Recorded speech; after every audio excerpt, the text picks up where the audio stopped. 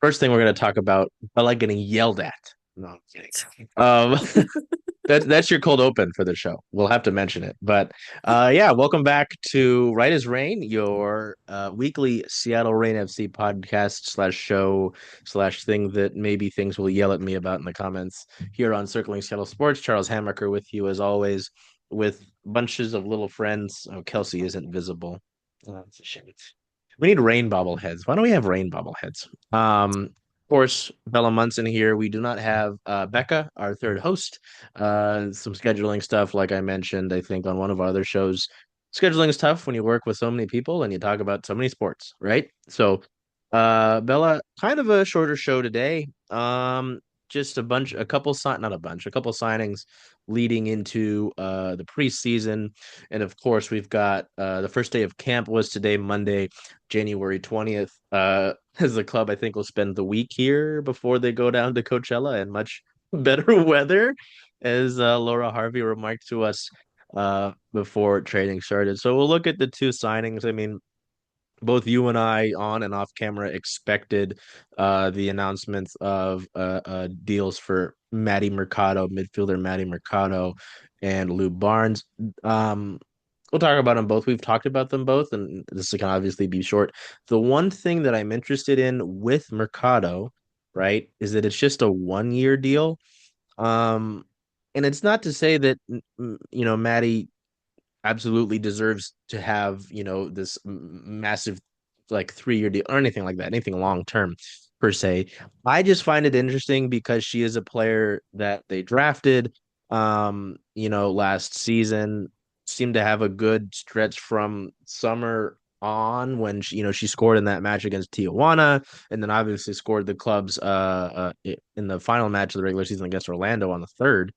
Very limited sample size, but I find it funny that, well, not funny, but interesting, that a player that they selected 27th overall last year, just a 1 year deal. Do you have any thoughts on that being a shorter contract? I'm not particularly surprised about it being a shorter contract. I think more than anything, it gives them flexibility in the off season. With the new CBA, you can't waive players, you can buy out their contract, but they have to basically be out of contract for you to fill that spot with someone else. And Yeah. I think they were they perhaps could have done more this offseason if they didn't have some of those contracts still hanging on. I think that's been a situation in previous off seasons. So I think more than anything, she gets a chance to prove herself because you're right, it was a really limited sample size. I think there were some good things we saw from her, but we also saw good things from Olivia Athens and we saw more of her. Yeah. So, Yeah. part of it is I think her position that she plays is maybe we're still looking for scoring threats. But I think the 1 year deal for Mercado makes sense. It gives them some flexibility in terms of they don't have to bring her back if she doesn't sort of improve or go up to the standards that they feel she needs to be at in order to be in the league.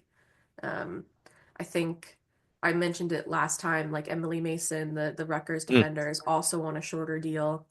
Um, Laura said that she coached her with the U20s, I believe, and so she knew her that way, but that's still, a 1 year deal compared to Maddie Darlene's three. Mhm. So I think there are these players they really like and they've seen good things, but you just don't really know. And if the market for them isn't super, super competitive, they're Yeah. not gonna, if no one else is gonna offer them a longer deal, then I think a 1 year deal makes a lot of sense. Yeah. And that, it's definitely not something where I'm like, wow, why is it, like this is a mistake, but at least like I thought it was interesting just to have the 1 year, but you make the good points of them getting flexibility for Maddie. It's an opportunity. Hey, maybe I show out well, and then maybe I do have more of a market next off season, right? In the press release, Leslie, General Manager Leslie Galmore. Hi, Leslie, who followed us on Instagram after our last segment last week when we talked about her comments, and we saw her today. Um, in And her her dog. and her dog, yes, Shadow, who is as blind as they're, getting some stuff done. So I hope they're getting their home safe and stuff and all that, and poor Shadow can. flop his little ears around and, and walk around. Um, yeah, and the quote in the release that we get as media, our fans caught a glimpse of her incredible potential, and we're confident that her sophomore season will be even more remarkable. Those are big words. So they obviously, that's my thing with, and I talked about this in the two episodes before this on this show about how, they drafted her for a reason. I'm sure I've asked Laura about her after a game at some point, or someone did, right? So, and I thought that was interesting.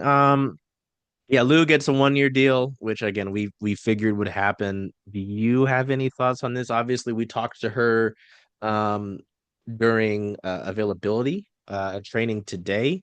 Again, I just figure this just seemed like the most obvious outcome this off season. Like there's just going to be another 1 year deal.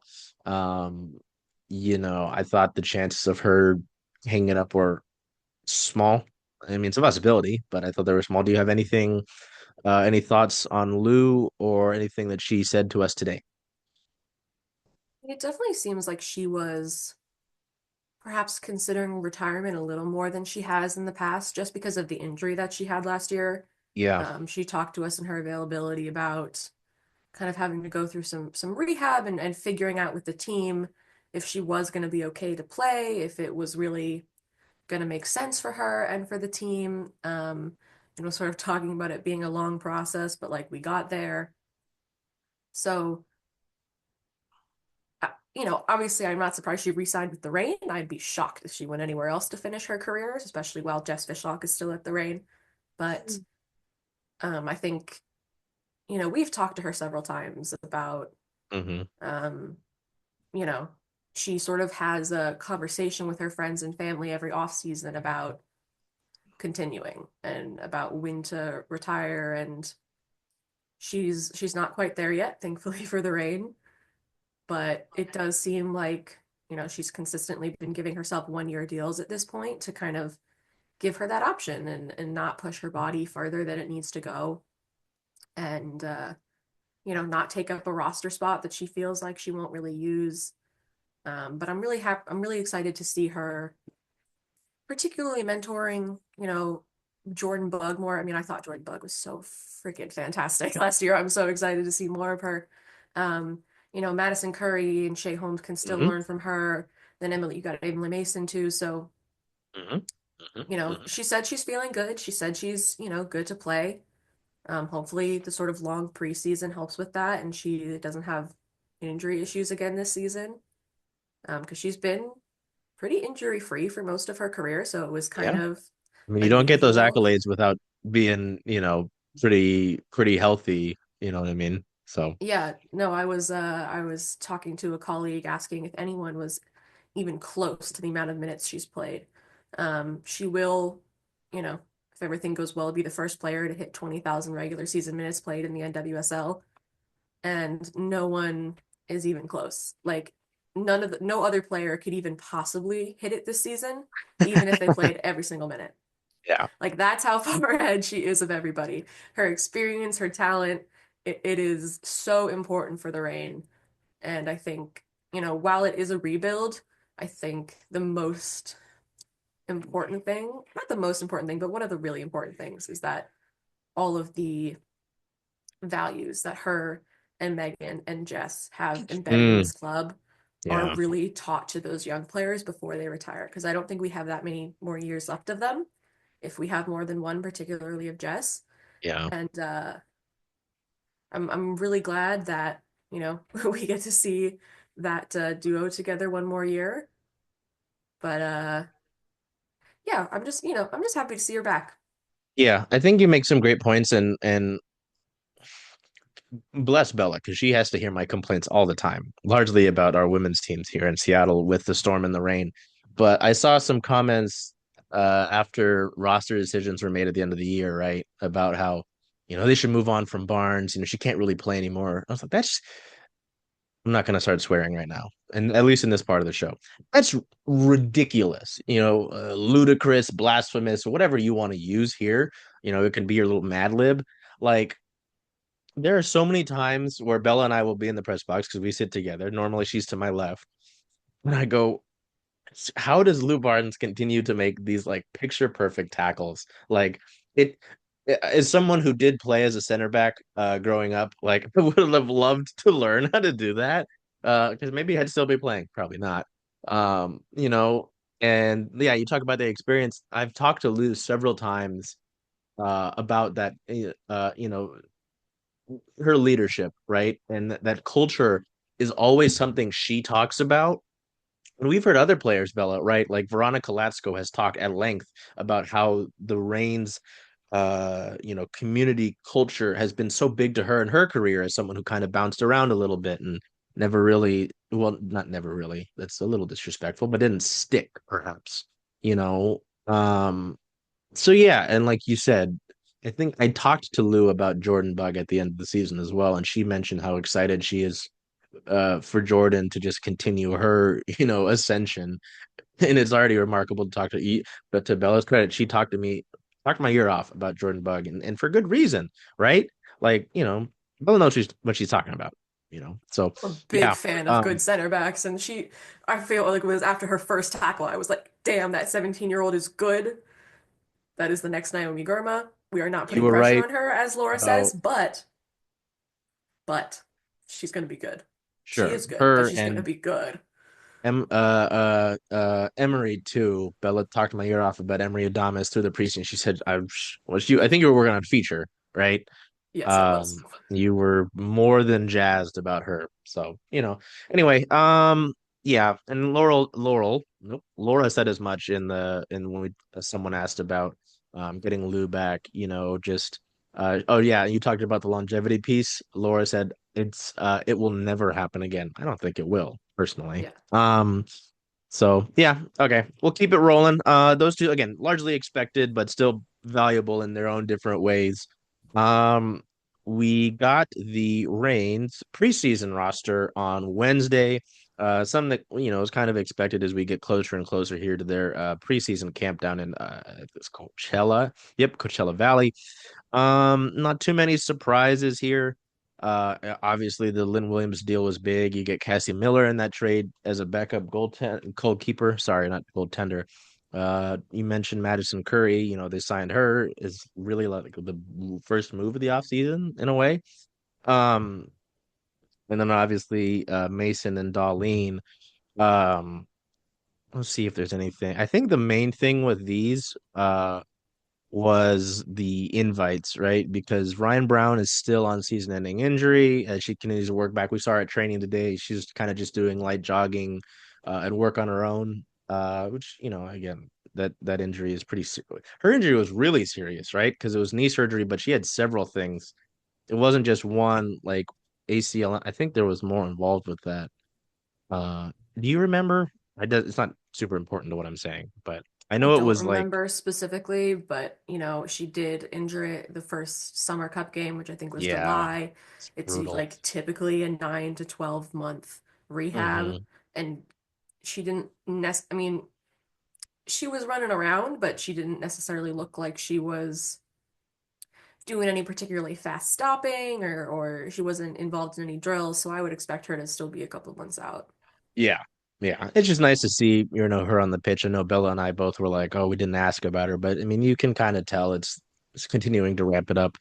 Um, Sam Meza obviously rejoined the team following her loan. Oh, this is part of it, and this could go in notes really, but Sophia Huerta will continue her loan with Olympic Lyon through June, and then Lily Woodham is in this release that we got is on loan with Crystal Palace through the end of January. And this is Um, where Laura asked me not to get her in This trouble. is where Bella got in trouble per se, because I don't remember what the exact wording was, but I think Laura said something about not getting Lily back till like the summer, right? She said Sophia is coming back in the summer and Lily might come back in the summer. Eh, And obviously that's different than what we got, and um, Yeah, so we well, do, and Susie had already reported that they were pretty likely to extend her loan with Crystal Palace so that she could get playing time with Wales. Obviously, we talked about it last week. So not super surprising. Maybe that's a full-time move that they're trying to figure out for her, and that's why it's like a maybe she'll return in the summer. But regardless of you know, maybe that's not totally official yet. It does seem like that's going to happen. Yeah. Um, and it was just funny because you kind of has to follow up, be like, hey, is this happening? And Laura looks over at the PR guy, and the PR guy just shakes his head. So that was funny because after the presser, Laura's walking back to go with the other coaches, and just hear Laura yelling, Bella, Bella, is that talking to me? Gonna get me in trouble. Obviously, it's in good fun. We have a lot of fun covering Laura, and she has good banter with us, especially as folks who are around. So, I mean, it's funny too when that happens because during the obviously this is different. This is men. Men play sports. Did you know that? Um, And this the Sounders presser after they signed Jesus Ferreira. They got Jesus Ferreira, sorry, via trade. I want to be accurate in what I'm saying. The GM Craig Weibel just kind of started leaking stuff, and at the end he goes to the PR guy. He goes, "Do I have anything else that I need to leak?" And he was like, "Well, he kind of did it all." Anyway, we'll get back on track with the preseason roster. The four invited players, I can count four, as non-roster invitees to preseason camp. Two midfielders, two goalkeepers, Sophia Sedano, and Sally Menti, as well as goalkeepers, Macy and Necking. I haven't gotten a announcement guide pronunciation guide on these, so if I'm butchering these, I'm very sorry. I know Sally Menti saw my tweet about them, so I'm being perceived. Another goalkeeper is Maddie Prohaska. So interesting there, at least in the goalkeeper in both positions, because without Quinn, without Athens, you are a little bit short in the midfield department, at least in holding midfield. So I don't know how either of those players factors into that. And then the goalkeeper department, I mean, you'll need a third keeper after Maya Perez is gone and was largely your third keeper. So we'll see about that. Did you have any thoughts on the preseason roster before we go into talking about what we saw training today? yeah, I mean, so Leslie Gallimore did say that she's pretty sure that the third goalkeeper signing will come from one of those two goalkeeper trialists. They haven't seen a ton of them yet, so obviously that could still change. But it's pretty likely that the third keeper they signed will come from that group of two, but they have sort of a couple months to figure that out. Um, the I asked her if they were thinking about signing any of the other trialists to sort of short-term deals while they wait for Ryan to return and Sophia. And she mentioned that they're pretty tight on roster space as is. Yeah. So it's possible, but they're also going to be inviting more players down when they're in Coachella in order to, make up for the up to 10 national team players that they could be missing Yeah. during the FIFA window. Because obviously that's G and Anna Maria and Haz and Jess and everyone. Um, Lynn could also be gone. Claudia could be so many players who could be gone. So they just don't totally know. And I don't necessarily expect to see any of the I certainly wouldn't expect to see a trialist signed to a full year deal. If anything, I think it would be someone who takes up a roster spot until Sophia returns from loan or until Ryan returns from injury. But even with those players out, they're pretty tight. Yeah. So I think they're being pretty tight with those decisions, and we might not see any additions. We might see them, but certainly, Leslie was very aware of the limited roster space they have. Yeah, and I think we talked about it last week, right? If they're gonna do more, and like you talked about the CB and a player having to agree regarding their contract or a trade, right? Like they could do it. Would obviously they'll require folks who would either be wanting to move or willing, to relocate. So I don't know. It's interesting, and you talked about we talk about the Woodham loan currently and potential of that becoming permanent, maybe.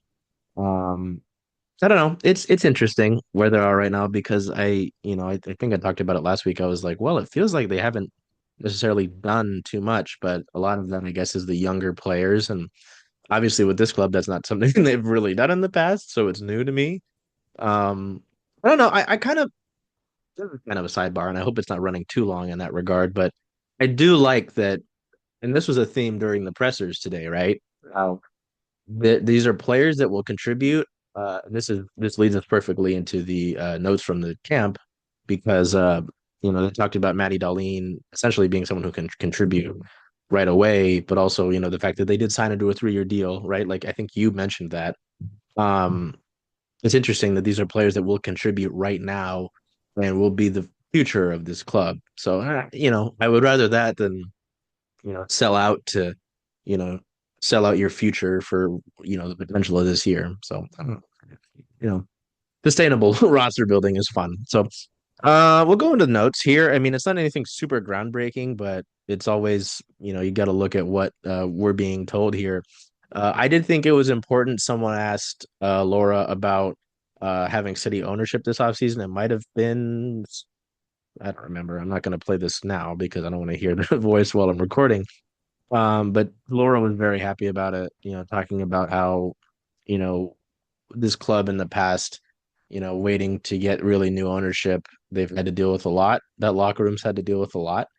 And just had to tune out the noise and play, do this, play their sport while also dealing with outside, an outside noise that, I don't think that many other teams deal with, but this league is there's a lot going on in this league, as you know. But to have that, she mentioned, having people like around, whether it's ownership around present, so that I think Lou mentioned that, having ownership around and present so the players know that, they're there and that they care is a big thing. Talked about Darlene. Yeah, you asked about Darlene. Yeah, I can see because my otter says Bella Munson. Um, yeah, she praised her year at UNC playing at the U20 World Cup, which you spoke on. Um, yeah, talking about the focus of young talent, and then even the other players like Emery and Jordan Ainsley. The one thing I think with the young players I want to talk about was Ainsley, and uh someone asked about losing Quinn. Obviously, that's a big deal. We've talked about that. But Ainsley's name was mentioned in talking about potential internal solutions for holding mid. What did you think about that and Ainsley potentially taking that spot? I definitely think there's potential there. I'm not opposed to it in any sense. I think it will be a bit like throwing her into the fire, and it could be a rough adjustment. I think that's a really difficult position, and she's very young. She, was only with the team for the second half of the season. At the same time, if you watched Kansas City at all last year, Claire Hutton, who I believe was 17 as well, absolutely tore it up. She was one of the best defensive midfielders in the league right off the bat. Not saying that, that's necessarily how Ainsley is going to be, but I think that does show that young players can have some pretty immediate success in that position. And typically, that's not a position where we see a lot of young players. I know the Equalizer wrote a couple pieces about it, not me, but my colleagues, Mm. and just how good she was and how impressive it was because she was so young. And then obviously she was a massive part of the U20 World Cup team. So I think there's some precedent there. I'm I'm really interested to see how she does. I think we've heard a lot of great things about her, but we barely saw her play. Yeah.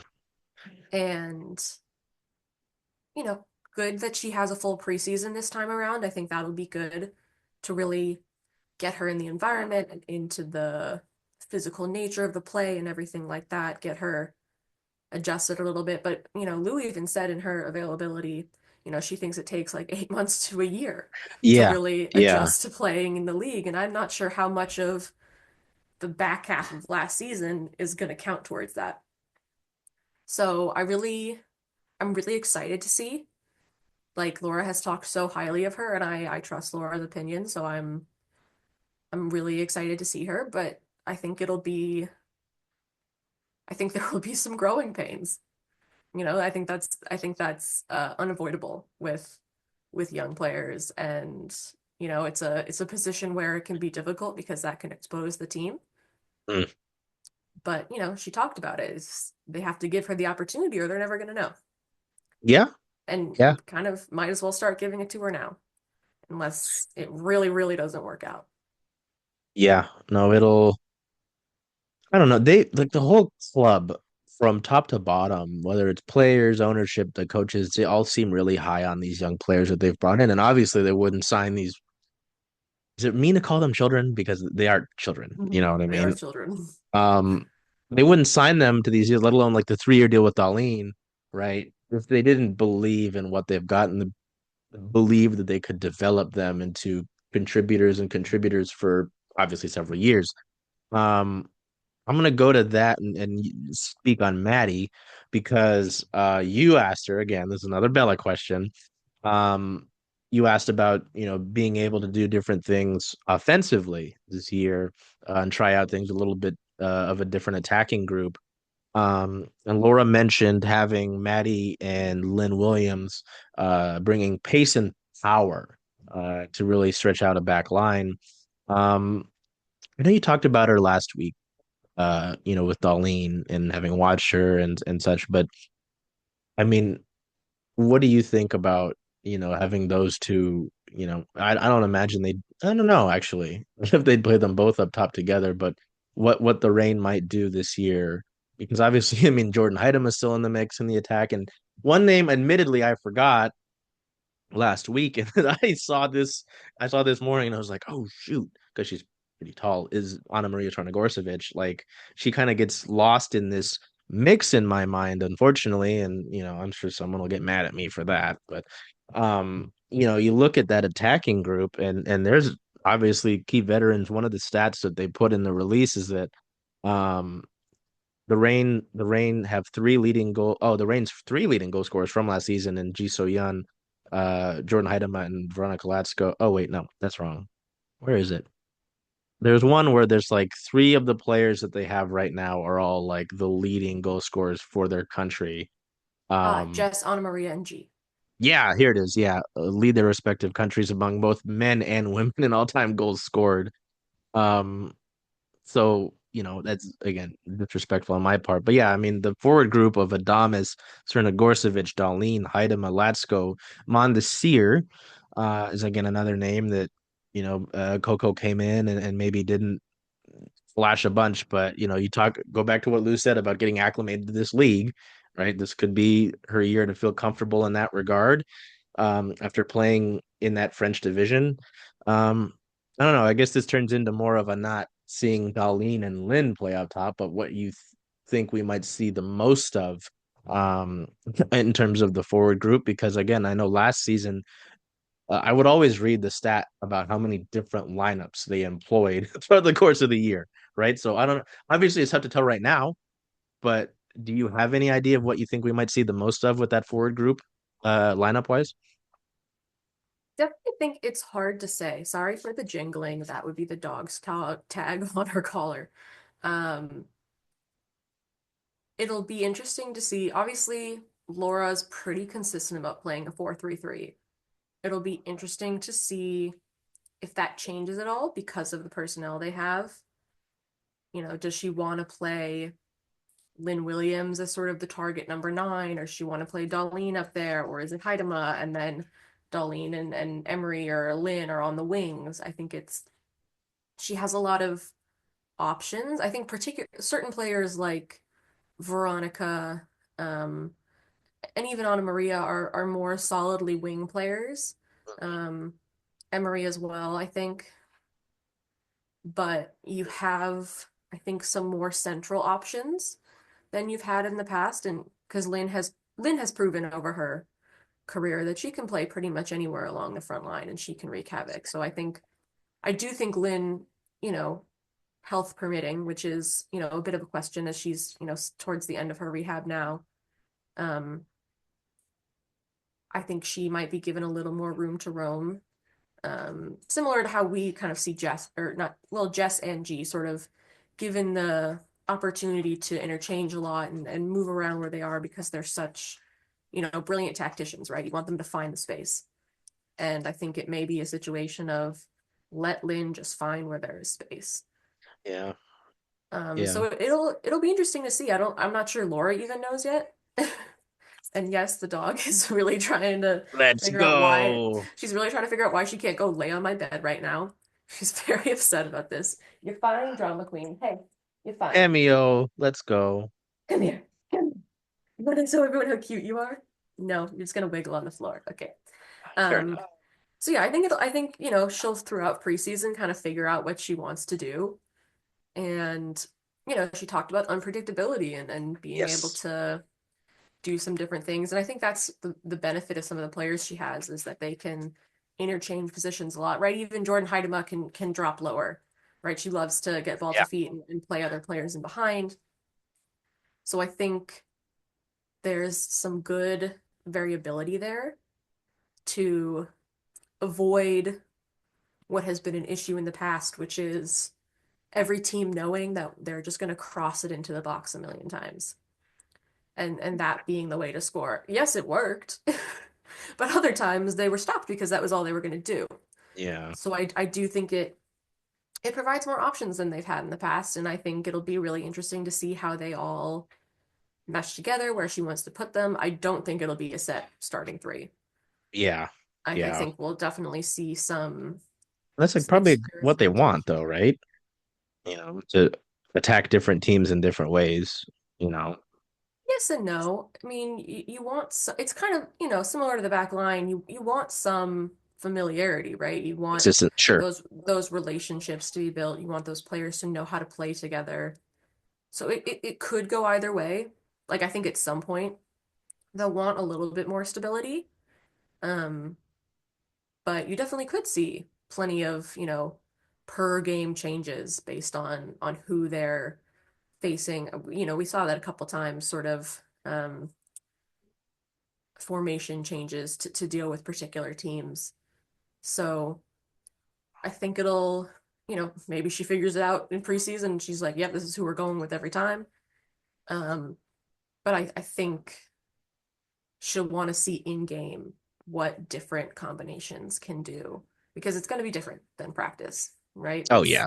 Yeah, it's you get that different. game action, Yeah. it's just a different speed. Yeah. It's a different Um, beast. so yeah, no, that'll be interesting. I mean, again, I hate to compare it to men because the Seattle aspect is my own shtick.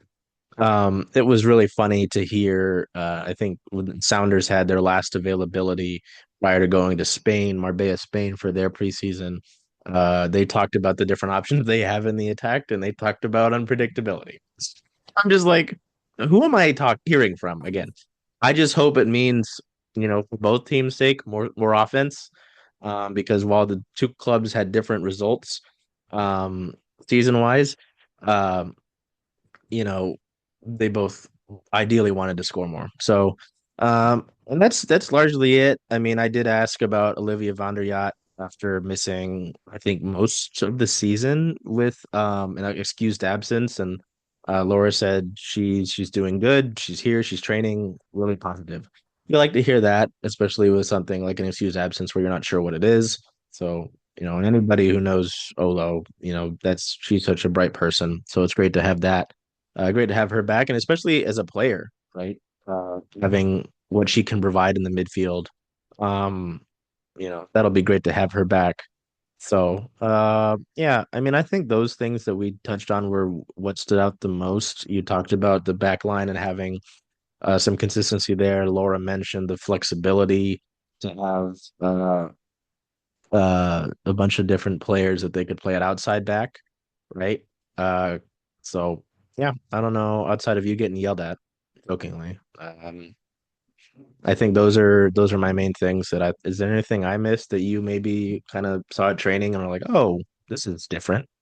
Or is it mainly what we touched on there? Yeah, I mean they had a short like re-entry training day, so there wasn't a ton to see. I think it's just exciting to see the team back and you know soccer season and I love basketball as well. I love basketball season, but soccer season is one of my favorite times, favorite things to cover. I know, I know. I also have my WNBA sweatshirt on, Yeah. incidentally. Yeah, it's just great to see the team back. I'm really excited to see what they can accomplish this year. And I think Lynn mentioned it. Laura's a brilliant tactician. She's a brilliant coach, and I'm really excited to see what she can do with this group, and also with some of the young players having at least half a year under their belt now. Yeah. And I think the biggest thing, and I talked to you about this, I might have mentioned in the first show that we did with Becca, that Becca and I did, not you weren't there yet, was how many game like I know we talked about it, but how many games they lost or were decided by one goal. Like, I'm not saying that Lynn Williams is the answer to all of this, but I definitely think that, another year, well, a new season, a new slate with the current ownership, with some, stability in that regard and a real offseason with that stability. And it doesn't hurt to have the all-time leading goal scorer in the NWSL and someone that was described as, quote, a winner, um, to add to that mix. I really do think she will make that. I think I asked her that straight up, and she goes, "Well, I hope I can make that difference." And I was like, I didn't mean to put you on the spot too much like that, but So yeah, I mean, I'm excited. The Reign are one of the like one, two, or three in terms of my favorite teams to cover, just from how we get treated and the personalities. So that'll wrap up this week's show. By the time we get to next week's show, it'll be the end of the month of January. At this point, we'll probably just talk about storyline stuff because that's like, what does Jordan Heidema's year look like after a disappointing season? So unless we get anything, of course, but I feel like we're just going to be looking at, like Bella mentioned, a bunch of non-roster invitees until then. So until we see you next time, take care of yourselves, be well, and do whatever you can to make today a great day. Hey, Charles. Hey, Jen. Hey, where are you going to watch all the away games for Seattle Reign FC this year? Away games. Well, since Rough and Tumble is the home of Circling Seattle Sports, I was thinking of coming here if that's okay with you. I think that makes a lot of sense. See y'all here.